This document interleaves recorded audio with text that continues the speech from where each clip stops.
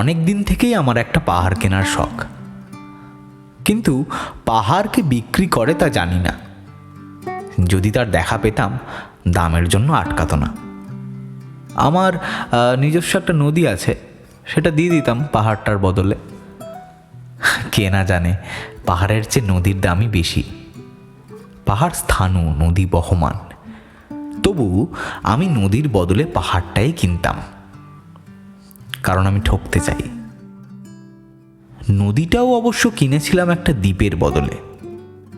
ছেলেবেলায় আমার বেশ ছোট্ট খাট্ট ছিমছাম একটা দ্বীপ ছিল, সেখানে অসংখ্য প্রজাপতি। শৈশবে দ্বীপটি ছিল আমার বড় প্রিয়। আমার যৌবনে দ্বীপটি আমার কাছে মাপে ছোট লাগলো। প্রবাহমান ছিপছিপে তন্নি নদীটি বেশ পছন্দ হলো আমার। বন্ধুরা বলল, ওইটুকু একটা দ্বীপের বিনিময়ে এত বড় একটা নদী পেয়েছিস, খুব জিতেছিস তো মাইদি। তখন জয়ের আনন্দে আমি বিহ্বল হতাম। তখন সত্যি আমি ভালোবাসতাম নদীটিকে। নদী আমার অনেক প্রশ্নের উত্তর দিত, যেমন, বলো তো আজ সন্ধেবেলা বৃষ্টি হবে কি না? সে বলতো, আজ এখানে দক্ষিণ গরম হাওয়া, শুধু একটি ছোট্ট দ্বীপে বৃষ্টি।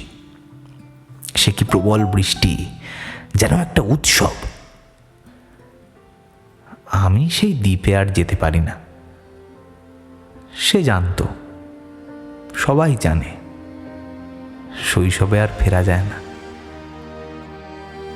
এখন আমি একটা পাহাড় কিনতে চাই। সেই পাহাড়ের পায়ের কাছে থাকবে গহন অরণ্য।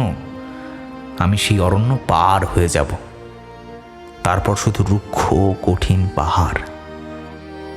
একেবারে চূড়ায় মাথার খুব কাছে আকাশ, নিচে বিপুলা পৃথিবী, চড়াচড়ে তীব্র নির্জনতা। আমার কণ্ঠস্বর সেখানে কেউ শুনতে পাবে না। আমি ঈশ্বর মানি না, তিনি আমার মাথার কাছে ঝুঁকে দাঁড়াবেন না। আমি শুধু 10 দিককে উদ্দেশ্য করে বলবো, প্রত্যেক মানুষই অহংকারী। এখানে আমি একা। এখানে আমার কোনো অহংকার নেই। এখানে জয়ী হবার বদলে ক্ষমা চাইতে ভালো লাগে।